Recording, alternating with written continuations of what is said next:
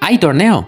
Película en la nueva fecha del torneo de apertura. Ayer en Itagua, Libertad perdió 1-0 con un luqueño en un mal momento, dejando con posibilidades a dos equipos de luchar por el título. Es increíble cómo se le escapó tanta ventaja al Lumarelo. Varios lo daban como campeón asegurado antes del inicio de la segunda rueda, pero ahora, si bien tiene una ventaja importante, los demás equipos le pisan los talones. Y acá se genera la siguiente duda: ¿y los demás? ¿Son capaces de arrebatarle el título? Uno de los más cercanos es Guaraní, que el día sábado desperdició la magnífica oportunidad de quedar más cerca de Libertad y lo termina perdiendo frente a Cerro Porteño.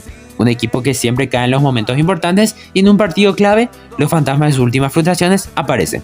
Y Cerro Porteño, que también está cerca, depende mucho de lo anímico y de su resultado en la Copa Libertadores. Y del cachivache franjeado, que decir, humillante derrota frente a General Caballero que deja un panorama oscuro, dejando fuera de la lucha por el título y provocando una lluvia de críticas tanto al técnico como al plantel. Todo esto hace suponer que el Libertad se saldrá con la suya una vez más, o puede haber una sorpresa en las últimas jornadas. Libertad lidera con 36, Guaraní tiene 32 y Cerro Porteño 31. ¿Se vendrá un nuevo título en la huerta o Aborígenes y Azulgranas tienen algo preparado?